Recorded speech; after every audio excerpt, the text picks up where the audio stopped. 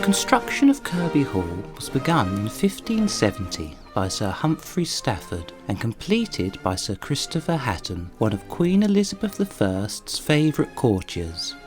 Kirby Hall was one of many great Elizabethan houses, built in the hope of receiving the Queen on her annual progress around the country. While Kirby is smaller than some other houses, its richly carved decoration is exceptional and shows the arrival in England of the new ideas in architecture and design. Ultimately, social ambition lay behind the building of Kirby Hall, for the best rooms of the house were reserved for royal visitors. The descendants of Sir Christopher Hatton would make improvements to the estate, with the garden being remarked upon as the finest in England. After the death of the fourth Sir Christopher Hatton in 1706, the house was occupied less often, and by the 19th century Kirby Hall had fallen into ruin. The forecourt was where important visitors to the hall were met and provides a fitting formal framework for the grand entrance to the house. The two large gateways to the left and right of the square were built by Sir Christopher Hatton I and are similar to another pair outside his main home at Holdenby in Northamptonshire. The entrance to the house had originally been through the east gate, however access now is via the smaller gate to the north wall.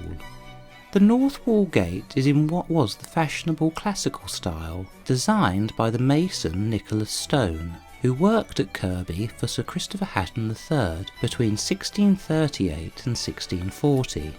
The gate once stood in the south wall of the garden, but was moved to the forecourt along with the arcading along the top of the walls, when the gardens were remodelled in 1693. In the 16th and 17th centuries, the revival of interest in Greek and Roman art had considerable impact on architecture. These new influences appeared in English architecture via pattern books, or books of ornamental designs for masons. In the courtyard, the narrow band of wave motifs around the top of the walls, the star pattern under the entrance arch, and the decorative capitals flanking the entrance are copied directly from the Italian architect Sebastiano Serlio's Fourth Book of Architecture, published in 1537. One possible source for the giant pilasters around the courtyard was from the French architect Philibert Delorme, whose book Architecture was published in 1567. The architect responsible was Nicholas Stone, who copied the contemporary architectural style of Inigo Jones. Stone had worked as a master mason for Jones on such well-known buildings as James I's Banqueting House in London, completed in 1622. Sir Christopher Hatton III may well have chosen Stone as his architect after seeing his work for Jones in London.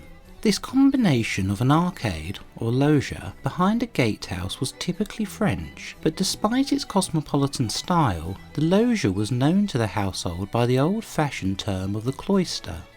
In the 16th century, the arcade supported a long gallery at the first floor level, reached by a staircase at either end.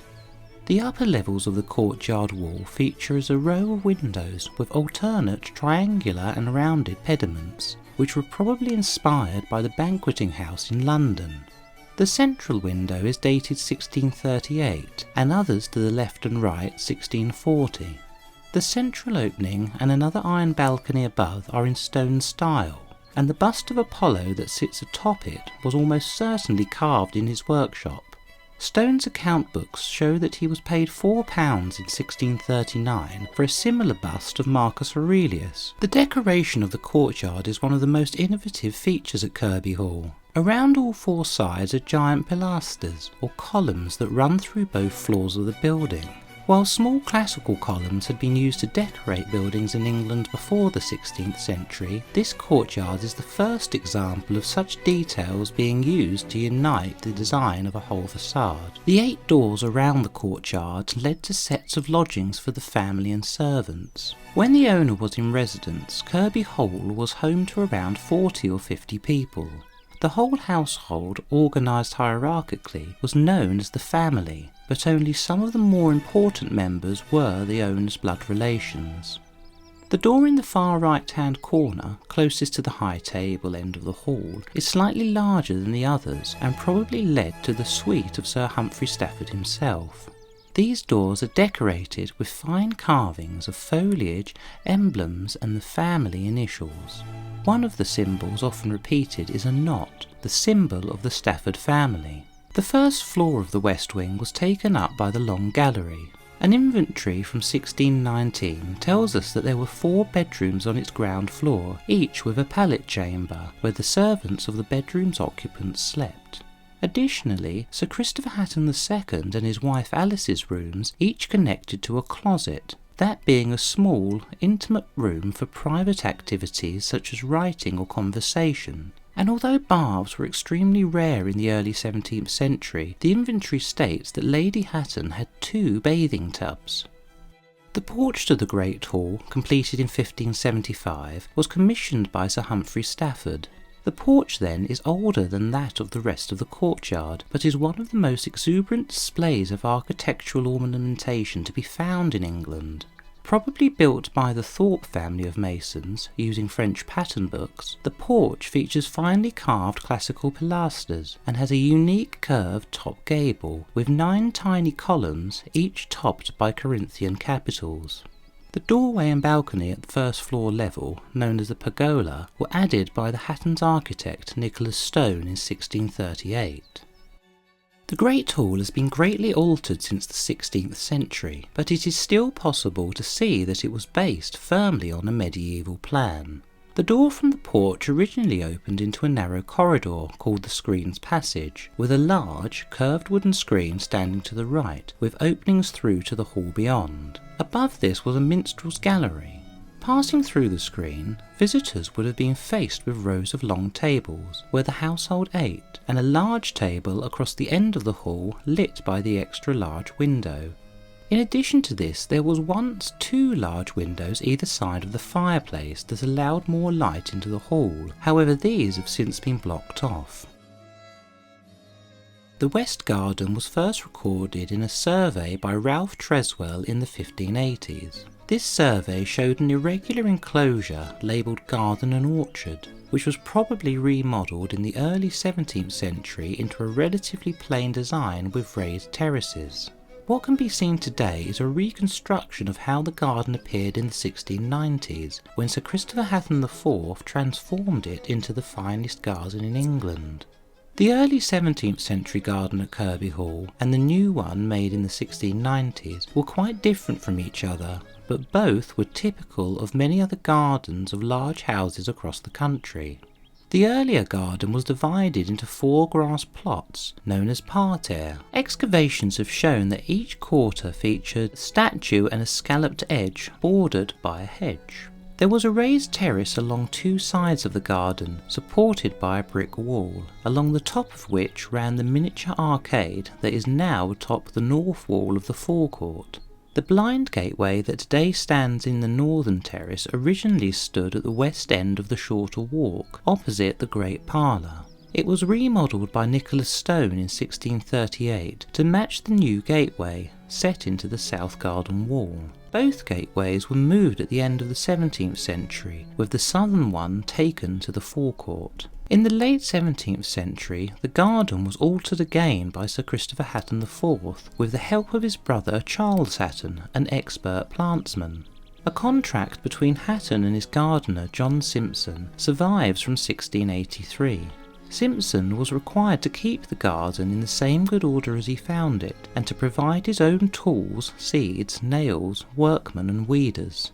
In return, Simpson received a salary, food for himself and 1 man, and the profits of fruit and other things, over and above what is used in the house when his lordship is there. Accounts for the years 1685 to 1686 then show that Simpson was still employed at Kirby Hall and was overseeing works in the Great Garden. The works included digging borders, bringing mould and dung, and the laying out of gravel paths. By the 1690s, the western terrace had been transformed into a grassy slope, and an elaborate parterre in the grass and gravel was created, similar to the one seen today. A parterre garden could be laid out within weeks, using narrow bent wooden boards to divide gravel areas from grass. The 4 parterre sections were then each embellished with statues of classical gods and decorative urns. Not enough evidence, however, for the original parterre pattern has survived, so the present reconstruction is an adaptation of a late 17th century design made by the gardening firm London & Wise for Longleat House in Wiltshire. George London of London & Wise did, however, visit Kirby in 1693 and agreed with Lady Hatton's suggestion that the garden's south brick wall should be pulled down, allowing for better views across the estate. Charles Hatton wrote to his brother in 1694 that he had heard someone describe the garden as having made Kirby Hall the finest garden in England. One of the most striking features of Kirby Hall is the pair of bay windows at the end of the state suite. Their curved shape distinguishes them from other late 16th century windows, which tend to be polygonal with straight sides. Following round from the bay windows and under the cedar tree is the blocked doorway and the steps that were built by Nicholas Stone that once led from the passage to the privy garden. The buildings behind form the service wing, although the precise layout of the rooms is now difficult to decipher, but a plan from circa 1670 shows a buttery and a little hall with a fireplace. Beyond this was the kitchen and a pastry room, complete with bread ovens. The buttery took its name from its original use for storing butts of beer, supervised by the butler. The stair tower attached to this wing contains a remarkable cantilevered staircase, probably added in the 17th century, but since it lacks a balustrade it is assumed that it was never completed, even though elaborate plasterwork is known to have adorned the ceiling. When Christopher Hatton IV died in 1706, Kirby Hall fell into decline. Both his sons died childless and the hall passed to descendants of his daughter who had married the 7th Earl of Winchelsea, Edward Finch Hatton. However, Kirby Hall was not their main home, and a sale of the contents of Kirby Hall was made in 1772. When Edward died, the house passed to his son George, who it was said planned to refit Kirby. George did indeed partially refit the hall, but like his father, he too eventually auctioned off the remaining contents in 1824. By 1828, the hall was described as now dismantled and going fast to decay. The 12th Earl of Winchelsea said in 1887 that he intended to at least preserve the ruins, and indeed this is what can be seen of Kirby Hall today. The architectural historian John Summerson wrote in 1971 that the beauty of Kirby's decline is that it was private and without violence. The house was never burnt, ravaged, used for quarry or assaulted by mobs. It simply lapsed.